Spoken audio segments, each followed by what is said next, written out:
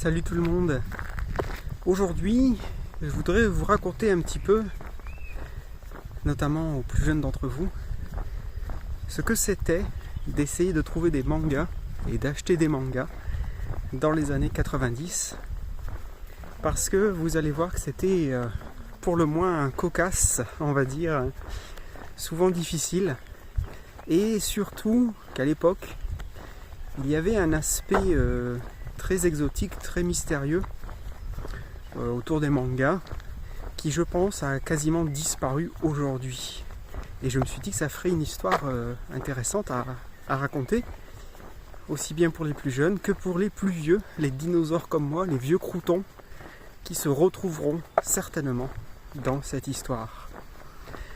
Alors dans les années 90, au milieu des années 90, c'est l'époque où moi j'ai commencé tout doucement à lire des mangas, puisqu'à l'époque,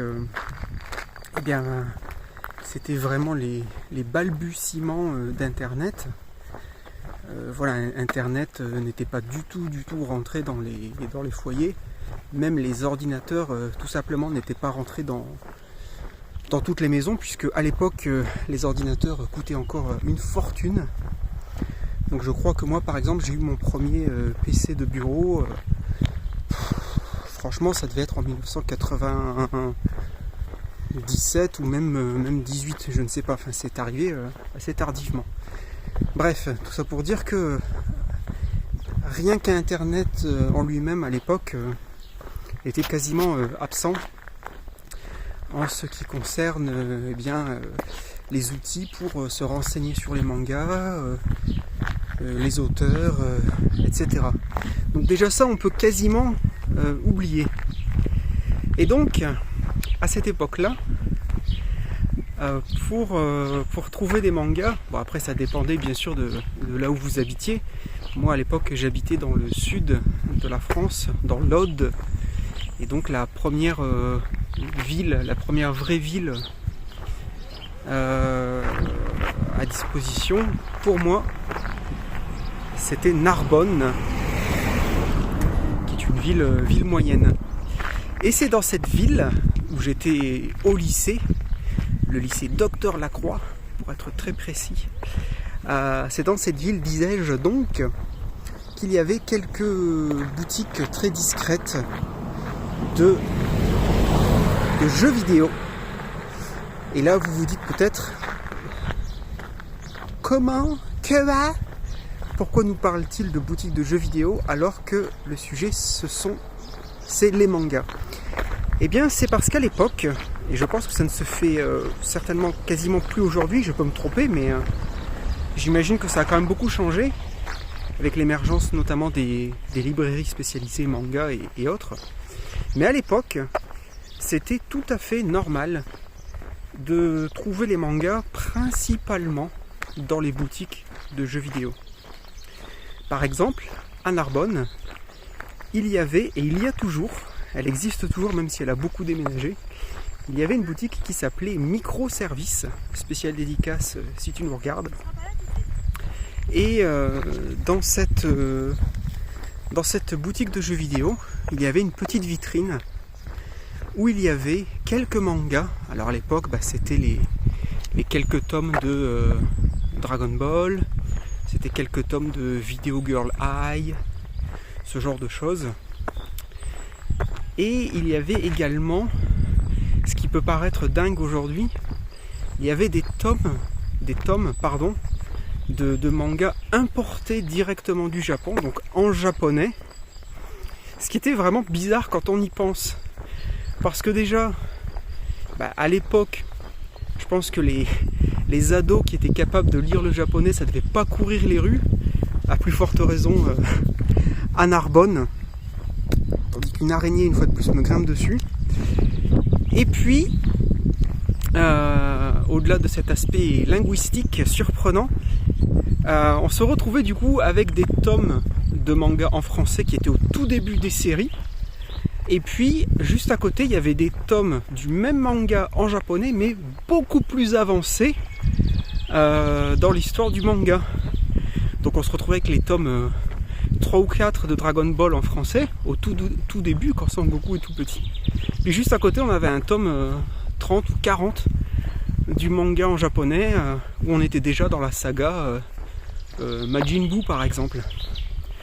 Donc c'était vraiment bizarre à voir. Et puis aussi ça nous mettait devant les yeux des personnages qu'on ne connaissait pas forcément encore à l'époque. Moi je me souviens, dans cette boutique, ça me faisait vraiment fantasmer, dans cette vitrine que je revois encore, où il y avait donc des personnages de Dragon Ball. J'avais aucune idée de qui il s'agissait quand on voyait, je ne sais pas, la forme finale de Buu ou Majin Vegeta, etc. Je me dis, mais c'est qui ces personnages? Parce qu'en France, on n'était pas encore à ce niveau-là de l'histoire, même au niveau du dessin animé, quoi. Enfin, il me semble en tout cas. Bref, on avait donc ces mangas qui étaient importés, et je pense que à l'époque, ça semblait normal. Parce que les mangas, comme c'était encore quelque part les balbutiements, on n'avait pas 50 éditeurs de mangas comme aujourd'hui, il y en avait très peu. C'était encore très très associé au monde du jeu vidéo. D'ailleurs, à l'époque, les plus vieux s'en souviendront, les mangas étaient presque, on pourrait dire presque prépubliés dans certains magazines de jeux vidéo. Je me souviens très bien que dans le magazine Console Plus par exemple, au milieu des années 90, ils commençaient à mettre des fascicules dans chaque numéro du magazine. Ils mettaient des fascicules qui étaient les 20 premières pages par exemple d'un manga. Alors ça pouvait être Dragon Ball, ça pouvait même être des BD coréennes ou chinoises. Je me souviens qu'ils avaient fait ça avec Cyber Weapon Z, qui est une BD chinoise, si je dis pas de bêtises. Et d'ailleurs c'est marrant encore par rapport à ça, parce qu'on peut se dire, mais ils faisaient vraiment n'importe quoi en fait. C'est-à-dire, à partir du moment où ça venait d'Asie, eh ben c'est bon, on le met dans le magazine, parce que de toute façon personne ne fera la différence entre une BD japonaise, une BD coréenne, une BD chinoise, que sais-je encore. Donc même si c'était avec le recul, on se rend compte à quel point c'était bordélique. Je trouve un peu dommage qu'aujourd'hui on a perdu un peu ce côté très enjoué, un peu n'importe nawak. Il y avait le manga à l'époque, il baignait dans dans une atmosphère très très exotique. Il y avait encore beaucoup de mystères autour du manga, encore une fois parce qu'on n'avait pas encore internet. Il y avait très très peu de magazines qui parlaient de manga. Et il y avait ce côté vraiment, c'est l'inconnu, c'est exotique, ça vient de loin. On nous vend des tomes comme ça presque à la sauvette dans les magasins de jeux vidéo. On trouve des tomes en japonais. Enfin voilà, on peut même se demander... On peut même se demander si c'était limite légal de nous vendre des tomes comme ça importés en japonais, pas traduits, par rapport à la question des droits d'auteur. Sincèrement, je me demande si c'était vraiment légal de faire tout ça. Mais à l'époque, voilà, c'était un peu la fête du slip, quoi. Le manga était encore vraiment assez obscur quelque part.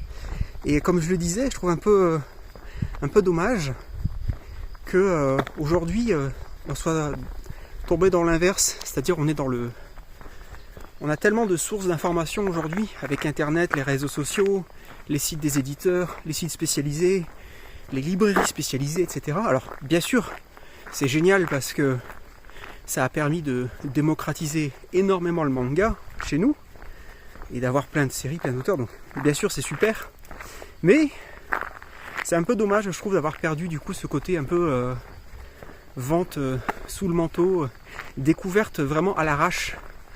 On tombait sur un manga dans une boutique, au fin fond d'une boutique de jeux vidéo. On savait pas de quoi ça parle, on connaissait pas l'auteur. Et ben souvent du coup, on pouvait acheter le manga en se basant uniquement sur la couverture en fait. Parce que c'était pas nécessairement possible de le feuilleter. Et la couverture elle était colorée, ça attirait l'œil. Évidemment, à l'époque, il y avait encore ce côté très novateur des mangas. Hein. Au niveau de l'aspect des personnages, etc., ça ressemblait à rien de ce qu'on avait chez nous. Et puis ça nous rappelait bien sûr tous les dessins animés des années 80 et 90. Je me souviens également, toujours au rayon des anecdotes par rapport à ça, moi mes tomes de Akira datent également de cette époque, fin des années 90. Et toujours à Narbonne, il y avait une autre boutique de jeux vidéo. Pareil, dans une toute petite ruelle, il fallait vraiment savoir qu'elle était là, la boutique. Et donc c'était une boutique officiellement de jeux vidéo. Ils avaient même mis au fond de la boutique des télés. Et tu pouvais jouer à des jeux notamment importés du Japon, etc. Neo Geo, que sais-je encore. Et ils te faisaient payer, alors à l'époque c'était en francs, mais je vais convertir en euros, je sais pas, c'était peut-être 2 € la partie, je crois que c'était à l'heure ou à la demi-heure. Tu payais la demi-heure peut-être, je sais plus. Ce qui était, à mon avis, pareil, toujours très illégal. Je suis pas sûr que tu aies le droit de faire ça si t'as pas une licence de café ou de salle de jeu. Mais bon, encore une fois à l'époque, c'était en roue libre. Et dans cette boutique de jeux vidéo, bien sûr, il y avait une toute petite étagère avec des mangas. Alors pareil, quand je dis petite étagère, c'est vraiment petite étagère. Hein. Je pense que s'il y avait une dizaine de titres qui se battaient en duel, c'était beau. Et c'est dans cette boutique donc que j'ai vu les tomes d'Akira. Et qui coûtaient une petite fortune à l'époque. Surtout qu'à l'époque, j'étais fin de lycée. Je crois que j'avais commencé à la fin du lycée. Début étudiant, donc j'avais pas une thune évidemment. Et j'ai eu la chance que ma mère décide de me les offrir petit à petit. Et donc de temps en temps, soit c'est moi qui allais dans cette boutique, soit c'est elle. Je lui disais, il me manque tel ou tel tome. Si jamais tu passes dans la boutique, si tu peux me les prendre, quoi. Voilà. Et c'est comme ça que j'ai eu les tomes d'Akira au compte-gouttes. Et encore une fois, je vais me répéter, mais il y avait vraiment ce côté presque magique en fait de la découverte d'un manga, et à plus forte raison quand il s'agit d'Akira, parce que je n'avais absolument aucune idée de ce qui allait se passer dans l'histoire. Pour moi, Akira, c'était en plus au travers du film d'animation que j'avais vu, notamment la fameuse VHS qu'on voyait souvent dans les vidéoclubs quand j'étais enfant et ado, et que cette image de la VHS très étrange, puisqu'à l'époque l'idée de dessin animé était vraiment presque exclusivement associée au monde des enfants. Les dessins animés, au mieux c'était Walt Disney. Donc que dans les vidéoclubs on te mette un dessin animé au rayon des films ou au rayon adulte, c'était vraiment très très étrange. Et je me souviens que dans mon imaginaire d'adolescent, ça a piqué vraiment ma curiosité. Je me dis, mais qu'est-ce que c'est que ce dessin animé pourquoi est-ce que la cassette elle est au rayon adulte, quoi? Je comprenais pas. Donc quand je suis tombé enfin sur le manga, je n'avais pas vu le film d'animation à l'époque. Je crois pas, en tout cas, dans ma mémoire. Je peux me tromper, mais il me semble que je l'avais pas encore vu. Et donc tu as acheté un manga qui en plus coûtait cher, juste sur sa réputation.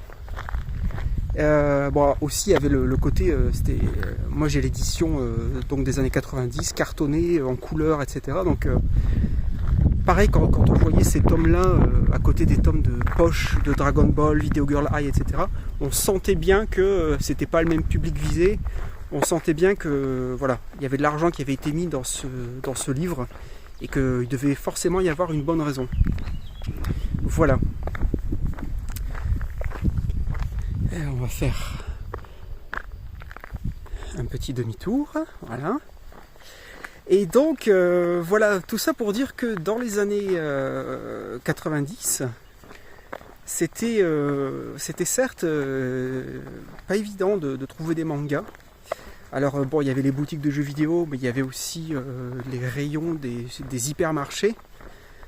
Alors les hypermarchés de l'époque, je pense qu'ils n'existent plus. Genre Mammouth écrase les prix.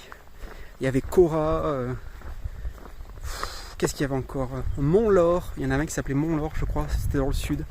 Bon, je sais plus, bref, tout ça a disparu. On va dire que c'était les Auchan et les casinos. Je sais même si casino, ça existe encore comme hypermarché, j'en sais rien. Et il y avait un casino aussi à Narbonne. Un géant casino, ça s'appelait.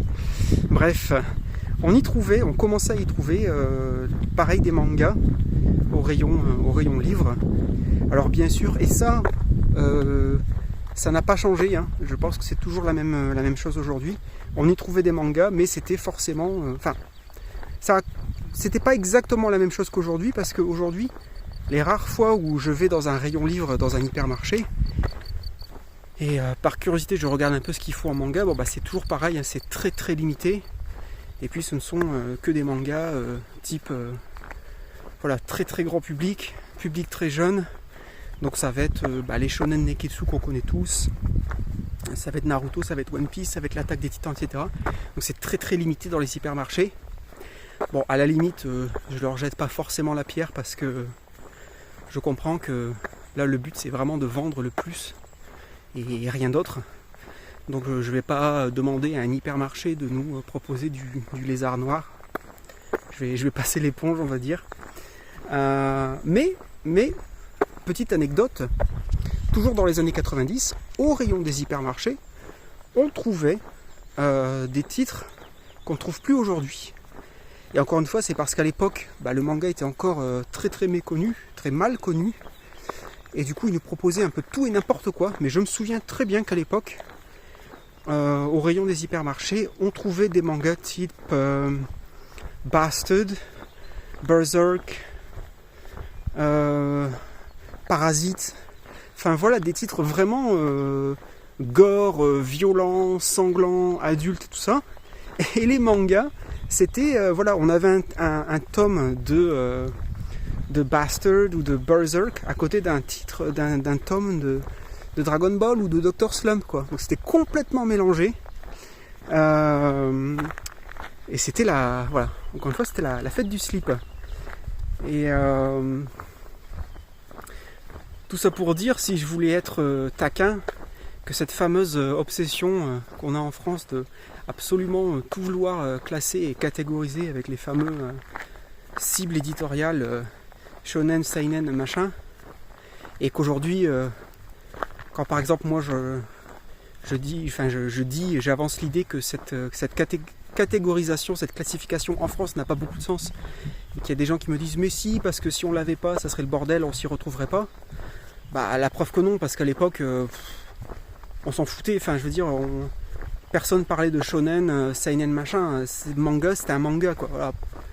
Ce qui t'intéressait, c'était l'histoire, les personnages, le dessin, mais qu'au Japon le truc soit sorti dans un magazine qui vise un public jeune ou adulte, on s'en tapait, l'info on ne l'avait même pas de toute façon, donc voilà.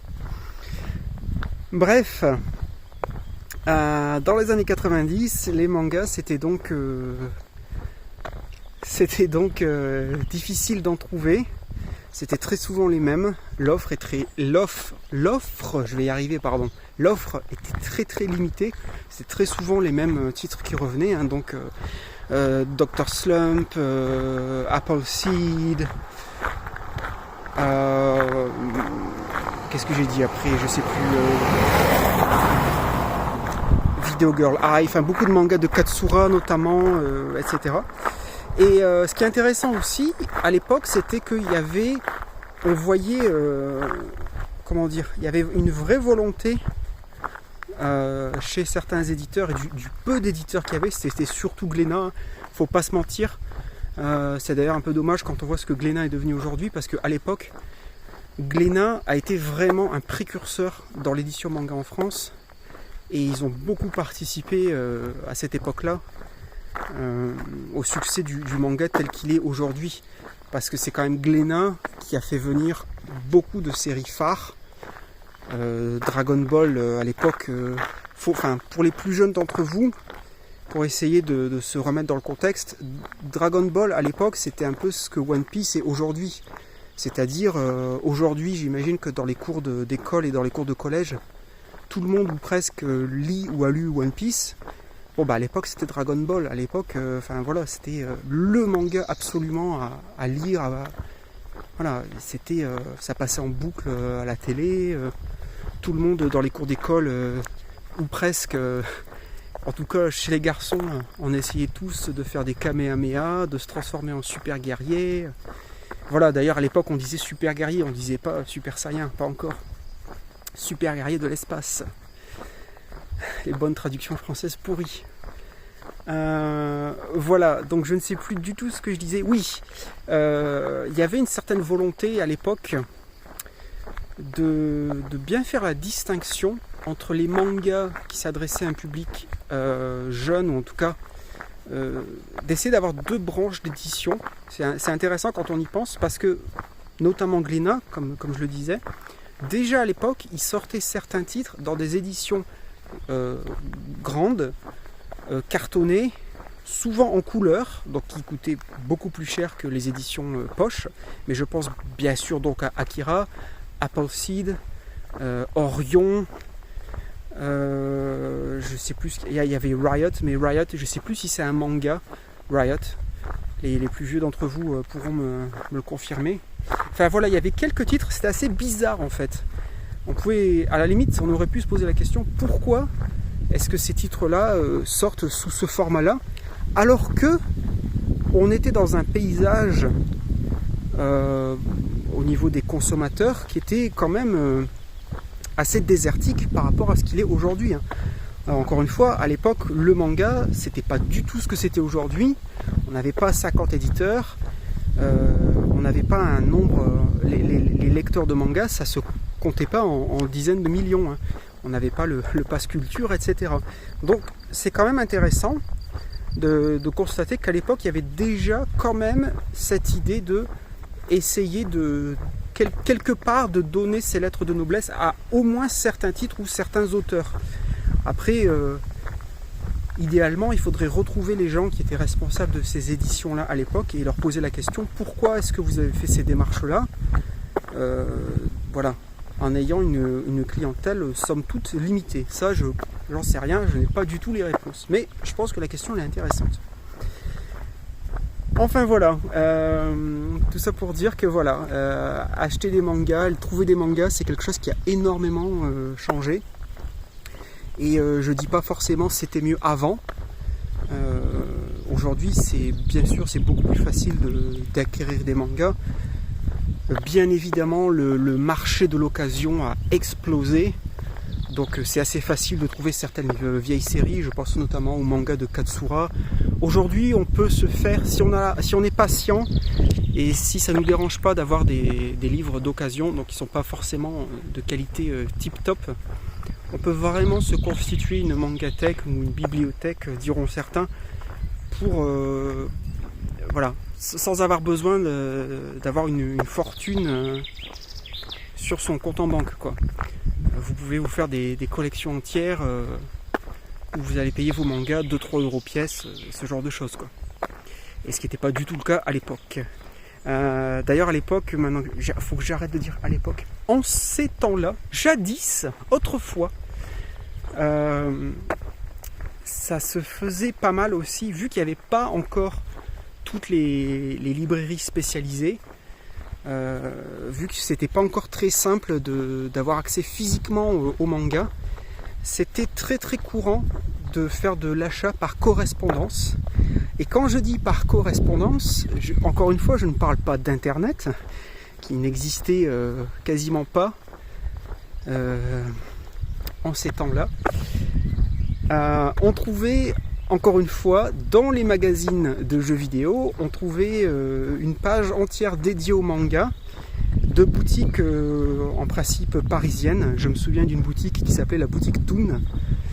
Et on avait donc un catalogue de mangas, dont certains étaient en japonais. Il me semble me souvenir que c'était écrit « Attention, édition japonaise ». Et puis vous aviez un petit coupon qu'il fallait remplir au stylo, en indiquant les séries que vous vouliez, le nombre de tomes, etc. Voilà, vous découpiez ce petit bout de papier, vous mettiez un chèque de maman ou de papa, et puis vous envoyez ça par la poste. Et puis quelques semaines plus tard, vous receviez votre colis.